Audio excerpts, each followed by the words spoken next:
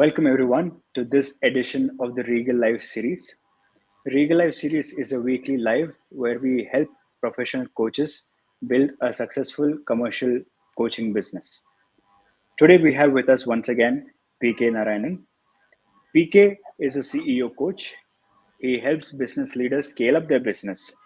And dear viewers and listeners, this is the 12th year of PK as a full time coach. This is how he earns his bread, butter, and more. And there's nothing else that he combines with coaching. He does pure and classical coaching. Thank you, PK, for joining us in today's Regal Live. My pleasure. So, PK, as we were discussing off the screen about how there's a lot of pressure of uh, a discovery session. So, I'm glad we could bring you on for this topic. What is your discovery session telling you? So, if you could just help our audience and viewers understand what is a discovery session? Yeah, see, a discovery session or chemistry session, as it is called, is to understand each other, the coach and the client prospect at that time, and see whether there is a match. So, generally, the coach understands what the client needs or the prospect at that point in time needs, and what he or she needs to achieve through this engagement, and where they are and where they need to go, kind of conversations. And also it is an opportunity to tell them what coaching can help with, and probably a coaching program structure based on the prospect's needs, and the potential investment that is needed to carry it on. Yeah, so these are generally the terms of reference or the content of a discovery session. Depending on the context, something else may come up, but by and large, if we achieve this, I think it can be termed a constructive coaching chemistry session for both client and for the coach. So, PK, a discovery session or a chemistry session is where the coach and the client see if they're a good fit. Yes. So, this is a question that we get a lot. Should a coach sell in a discovery session? Yeah, the tendency is to sell, and what we need to resist is the tendency. Rather, we need to genuinely understand where the prospect is and where the prospect wants to go. And according to me, we should be, engaging in a conversation to convert only if we can help. There could be many clients, in my case especially because I operate on a particular niche. There may be clients coming with certain other requirements. So when we know that, there itself probably I move them to a kind of a reference kind of area where I refer them to a coach who can do that better than me. So the tendency to sell can be overcome by conscious practice. Having said that, we need to make them buy. So this is slightly different. Yeah. Rather than we selling, our intent might be to make them buy. If it is a fit that we think, then we should leave no stone unturned in our effort to convert it, because we are in business. So we definitely need to make sure that we don't come across as desperate, because people can sense that very quickly, whether I'm desperate to sell or I'm desperate to service them. We don't need to be desperate. So we can be as authentic as possible and try to gauge what a prospect can get working with us, For that, we need to be absolutely clear about what is our offer and whether that's going to genuinely help the client to move from where they are to where they want to be. And if we have a feeling that it is possible, then we should put all our might to make them buy.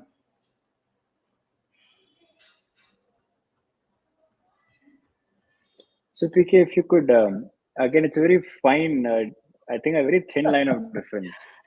I'd like to just go a little more deeper on that. See, actually, it might look a very thin difference, but it is a difference between 50.1 and 49.9. That way, it is very crucial that the sense that they should get is that they need to buy. It's not that PK is selling. So how do we achieve that? Or what is the difference? The difference is that we don't sell in letter and spirit. Yeah, and we accept and we acknowledge the prospect's discretion, and we honor their judgment, and we are as open as possible with that intent. At the same time, highlight what difference can it make to them. For that, we need to listen. We need to listen and really listen and absolutely listen deeper than, I shouldn't say that, but deeper than any other conversation, for example. So we need to listen. The moment we are listening, we hear what they are saying and what they are not saying. And then if we pick up any of those cues, that is how we make them buy. And always our intent is to highlight what they get. It is less about me and more about them. So these are some of the things that can probably differentiate whether I'm trying to sell or whether my intent is for making them buy. So PK, just a spin-off from this same point. You and I, in our, we have also belonged to a profession where we're not allowed to solicit clients openly. So does some of that experience also help you in a coaching discovery session, or? Not really, because I have never been a practicing chartered accountant in my whole life. I was working for 10 years for different companies in finance roles. And after that, I went to consulting and now to coaching. So I never had that limitation or handicap. So as a coach, we don't need to be handicapped, or we don't need to be limited by that. We can solicit clients, and we can advertise, we can do marketing, and therefore, that has not come on the way. So dear viewers, the point here to note is that a profession experience, as PK says, it's a great enabler and not essentially a baggage. And in case you do not have a relevant experience, it's okay. The credential, the coaching journey itself is a great place to start.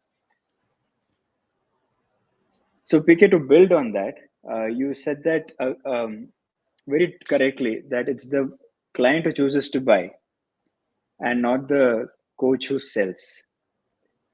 So Yes. how can a coach resist the temptation of selling in a discovery session?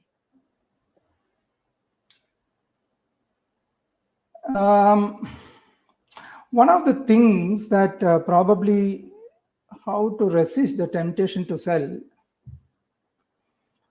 is to be balanced in our approach, not leaning too much on selling our services, or overly enthusiastic about our temptation to sell. And that awareness is the first point.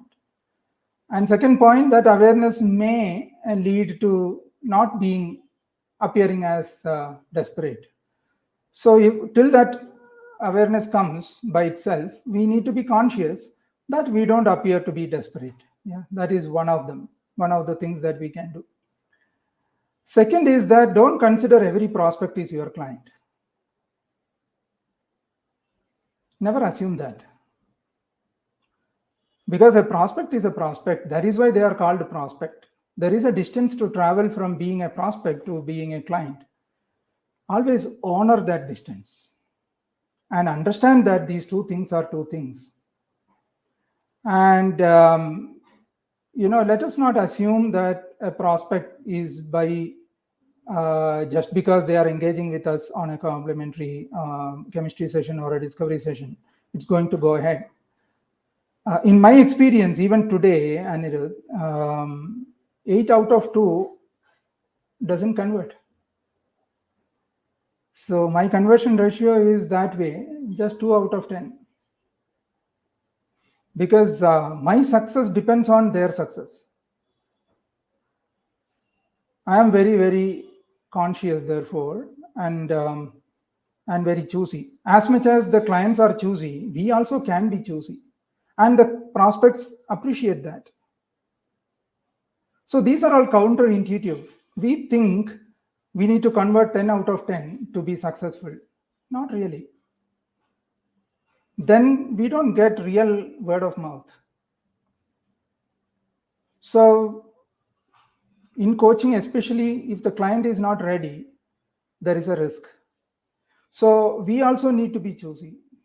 So whether we have the guts to be choosy, that also can resist the temptation of selling. Yeah. And also on your investment, I never call it a fee. Don't go too keen or too low in a temptation to sell.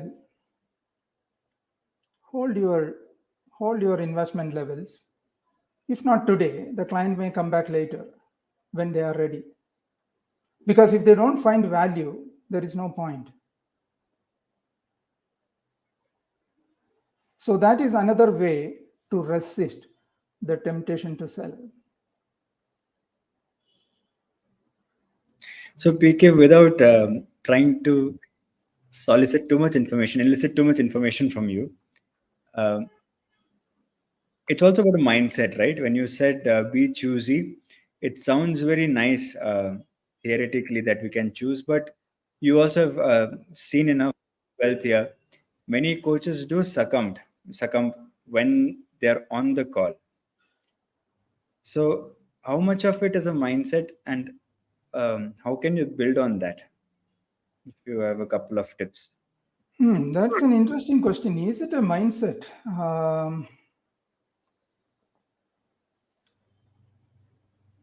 I don't think it is a mindset because chemistry session is very dynamic.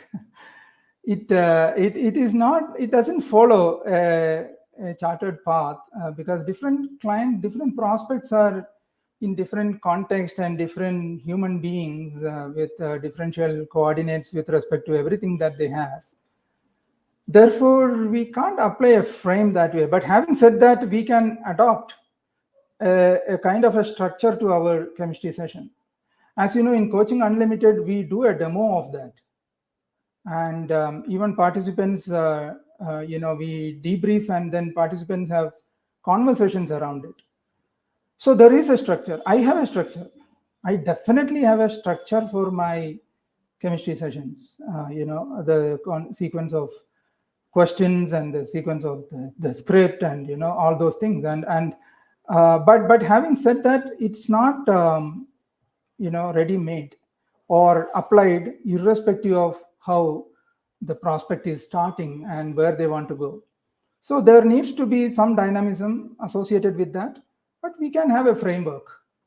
So having said that, is it a mindset? It's not a mindset, but if you can, I don't know what is the definition of mindset when you ask that question. I am answering from a mindset that I think is mindset.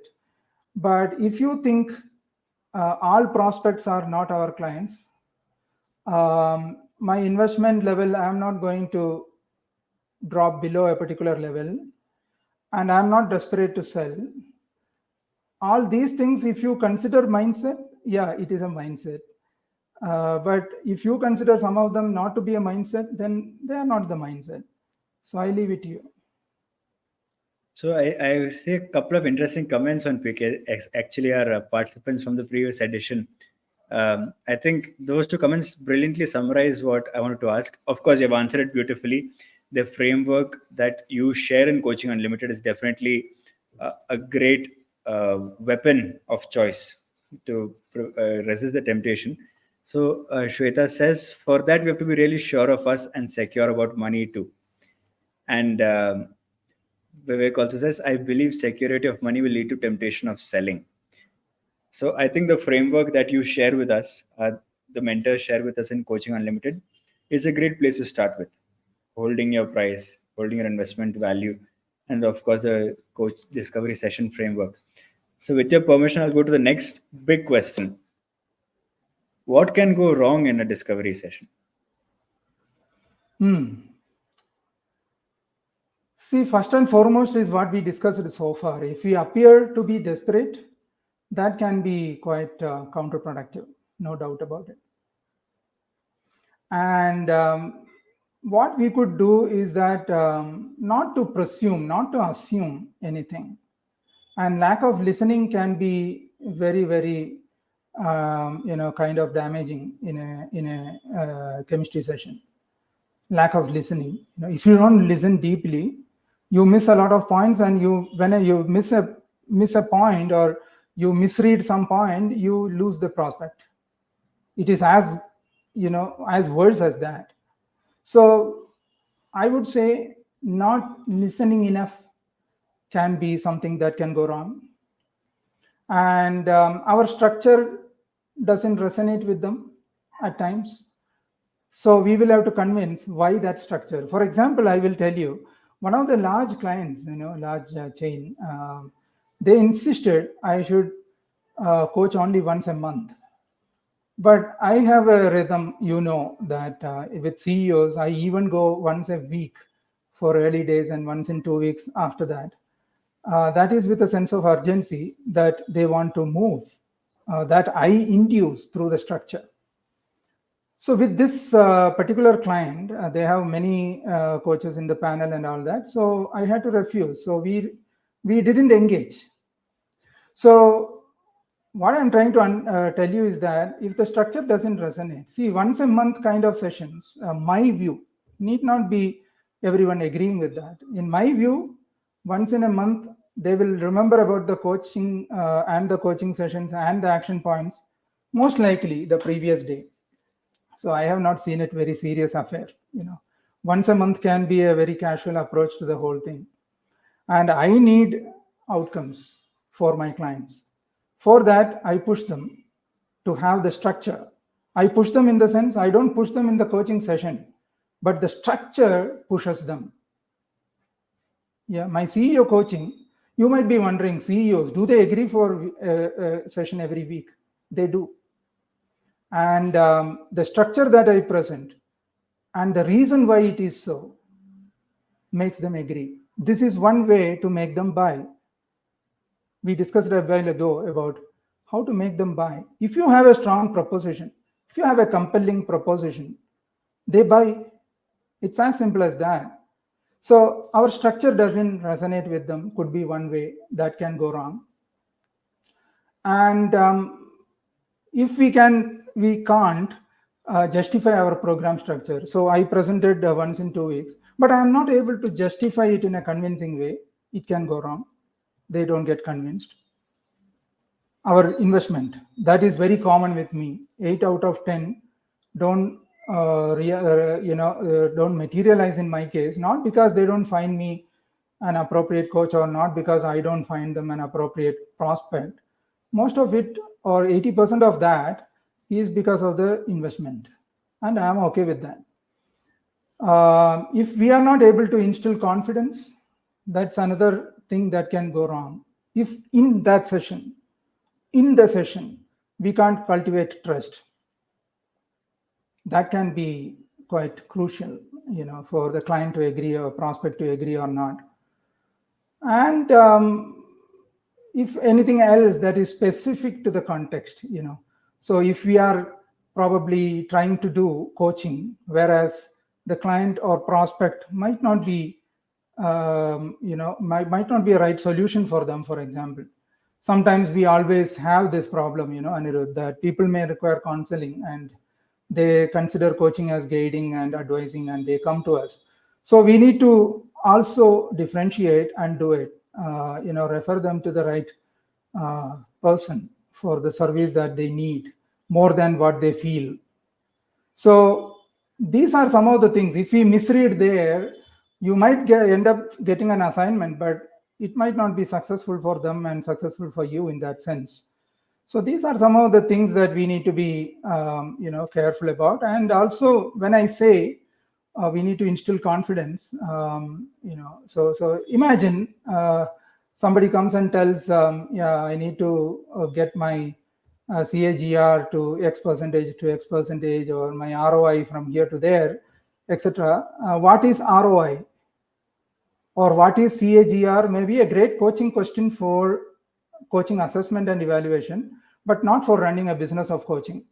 Therefore, the niche is important. You need to be familiar with their terrain. Otherwise, you can't coach to the extent as commercially successful as some of the coaches. So we need to therefore be familiar with them. For that, niche is important. Positioning is important. So if you don't have a proper positioning, if you don't know their terrain, if you are not familiar with their context, that can go wrong terribly in the chemistry session. Okay, so we are a little short of time, but then this is a brilliant question. If we are in our early stages of a coaching career, what kind of trade-offs will help build this process and foundation? To add to that, are there any trade-offs that one must make? Not really. Not really. It is not one after the other, because the way we conduct ourselves in the chemistry session determines whether the client is going to sign on or not.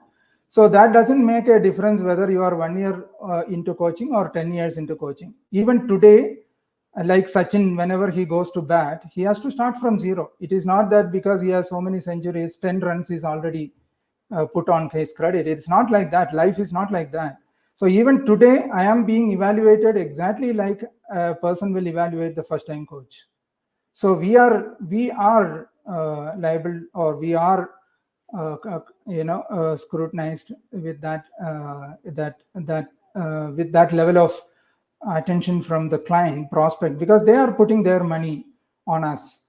So we are subject to scrutiny. So I don't really think it is different from early stages to later stages. Maybe the investment amount may change, because early stages you may command a particular premium, and maybe later as an experienced coach you may command a higher premium, and that may be one consequence. But other than that, I don't think any other thing, like whether it is a right match, whether I will be able to do the coaching properly or not for the client requisition, whether the solution is right or not, all those things remain the same, whether you are experienced coach or you are a newbie.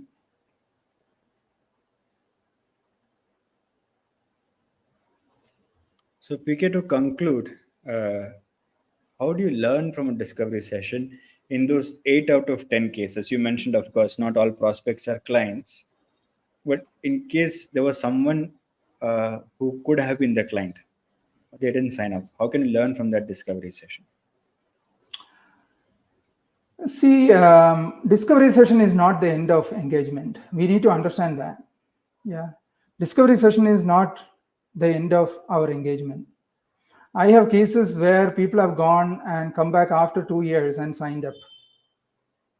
This 15th of this month, I have a client we are starting on a 6 months journey, where our first interaction was in 2021. And it didn't work at that time. So they have come back now. So how is that possible? Because we shouldn't consider chemistry session as a one-off session, and at the end of chemistry session and at the end of their communication, it is over. No, we need to keep engaging with our prospects. How is that possible? Connect with them on LinkedIn. Be in touch with them with permission. Share your blogs with them. Share all your postings with them. Add them to your broadcast list. Yeah, ask them question like, if money was not an issue, was everything else okay with you? So these kinds of things that we can always do with them, understand them better. Was the money the deal breaker, or was it something else? And if they say something else, work on it. This is how you learn from a discovery session. Yeah. So you learn from a discovery session also what works. So you keenly observe what is happening and what is going on and what works and what doesn't work, and do more of what works and do less of what doesn't work. So we need to keep fine tuning it. It's not that on the day when you get it all right. No. Even today, I learn from my discovery sessions. So for that, we need to be open. We need to be willing to learn, and we need to listen deeply as if it is our first session, and fine tune, fine tune, keen observation, being present. So we need to be absolutely present in our chemistry session. Thank you for that, PK. So, with your permission, dear viewers and listeners, Coaching Unlimited is coming to Bengaluru, and we're having a sixth edition here. Uh, we speak more about discovery session on Coaching Unlimited, where the mentors even do a live demo of a discovery session, followed by a debrief of a discovery session. We have had participants who have noticed a remarkable improvement in their strike rate, as they like to call it, after adopting this template. So if you're interested, please feel free to reach out to us on our LinkedIn page. We are happy to help. Thank you, PK, for taking out your time. And we would like to have you back soon. Looking forward to hosting you again. Have a great evening. Thank you, dear viewers. See you next Thursday, same time, 9 p.m. IST. Thank you.